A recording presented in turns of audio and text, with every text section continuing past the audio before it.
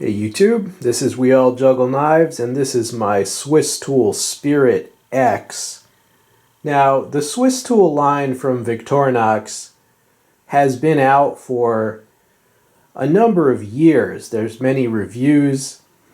Now, this video is not going to be a formal review, just because I don't think I can really add much in the way of a technical review or a demo. I don't think I can add much to what's already out there because there's many videos on this. But this is an important series of multi-tools. Most people, when they're considering a multi-tool, the first two brands that they consider are Leatherman and Victorinox. So I wanted to give my thoughts and observations on the SwissTool. Okay, super quick overview of the tool set. This is not a formal review, but just so everyone knows what we're talking about without having to look it up. We have scissors, a flathead screwdriver, a Phillips screwdriver, a can opener with another flathead on it, a file, and we have a plain edge blade. Below that we have basically a chisel, crate opener, wire stripper tool. We have an awl, which has a hook on it, which I'll show you later. And then we have the wire bender, cap lifter flathead, and we have the wood saw. Okay, and there is a better look at the hook that is at the base of the awl. And last but not least, we have the pliers themselves with the wire cutters, and then the wider portion, and then the needle nose. Now I think the first question would be, why did I choose the SwissTool Spirit X instead of the regular SwissTool Spirit? Basically it comes down to the knife blade they give you. This is a flat ground blade, kind of similar to what you would get on a Victorinox, just Swiss Army knife. Whereas the Spirit, without the X, the other model, has what people call the butter knife blade. And if you haven't seen it, it's quite a sight. You can look it up. But, you know, I don't have that one, but I do have a butter knife. And it's not quite as bad as a real butter knife, but it's almost as bad. And so I think you understand why I could not in good conscience purchase the butter knife model. Now, I understand if you have that model because most of my subscribers carry a folding knife anyway. So in that sense, who gives a crap? You know, they probably bought the tool for all the stuff other than the blade. I understand that, but the other model, it looks like a freaking butter knife, dude. I just, in principle, I could not buy that. So that's why I chose the X model.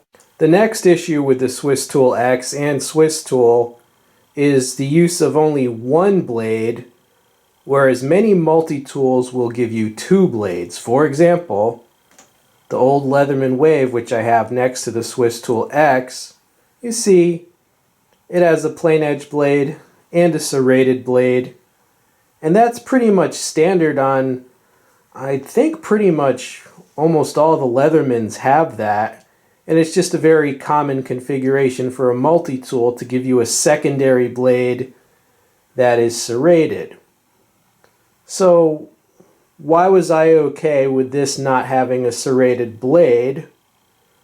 Well, my thinking was this: I could carry a separate just folding knife that had a serrated blade if I really missed the serrated blade. And I had one in mind. This is my Spyderco Harpy, and as you can see, you know, it gives you some of the sharpest serrations you can get. And this also gives you a forward tip, which is better for opening boxes.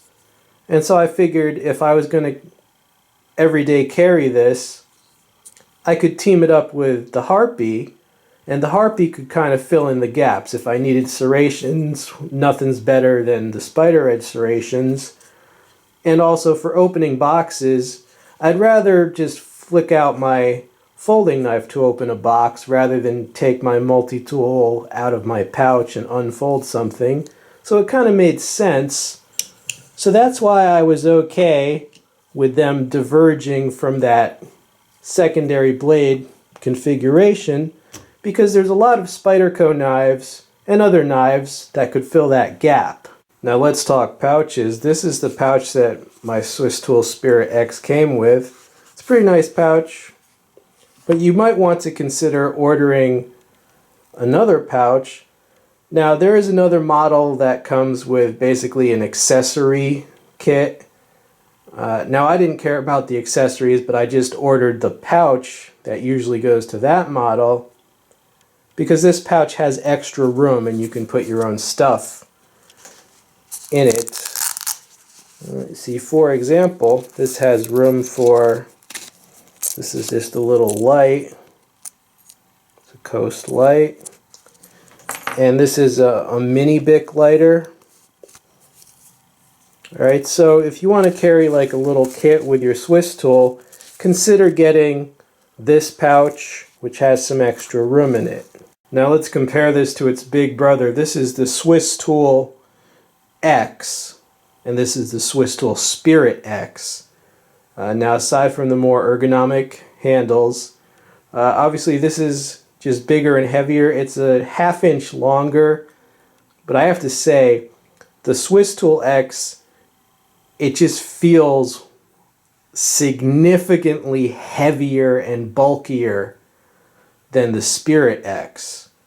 I mean, it's not just a little. For most people, I would recommend the Spirit X.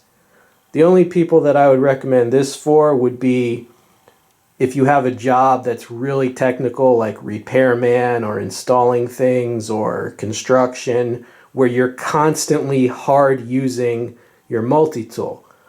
All right, if you have a job like that, then get this because it's going to stand up to the hard use more. Most people are using a multi-tool just in the occasional unexpected situation. All right, so for most people, the lighter, smaller one would be more convenient. And as far as I can tell, the more ergonomic handles are better in most situations. The only time they're not better is if you were trying to fit this tool inside a container, some sort of a survival kit thing. Well, then obviously this shape is just more space efficient. But in every other situation, I pretty much think the ergonomic handles are a little bit better. Okay, and a few observations about a few of the tools. This is the awl, but you see they've integrated a hook into the base of the awl. I think this is a great idea because there are Swiss Army knives that do have a hook. They call it the multi-purpose hook or the parcel carrying hook. It does have its uses, but it's very situational and just oddball. And I don't like devoting an entire slot on a Swiss Army knife or tool to just a hook. But adding the hook onto something that you're already going to have anyway, such as this awl, is genius because I do like the hook sometimes. I just don't want to waste a whole slot on it. And putting it at the base of this awl does not hurt the functioning of the awl at all. No pun intended. I mean, because it's, you know, it's for puncturing leather or boring, and it can still do that with the hook there. So that's an example of just a decisive improvement in efficiency. And I will also point out that the awl on the SwissTool, hold on. All right, the SwissTool X, the non-Spirit one, does not have that little hook. So this awl is just, this awl hook is just better than the awl alone, at least my opinion. So Thought that was pretty cool. Another tool choice which I find very interesting in a completely nerdy little detail-oriented way is this multi-purpose thingamabob right here. Basically, it has a chisel end, so you can scrape wood and shape wood as with a chisel. It also has a wire stripper, and then this part, which I'm not sure exactly what Victorinox calls that part, but you know, it's basically another type of scraping or stripping device. Then if you look at that corner right there, they've shaped that so it can be used as a box cutter as well. That is very cool. I could see that being pretty useful. And again, this tool is a little bit better than on the larger model because notice it's the same except this does not have the box cutter part there. It doesn't have the sharpened corner. So, and you know, it's the same tool but with one less feature.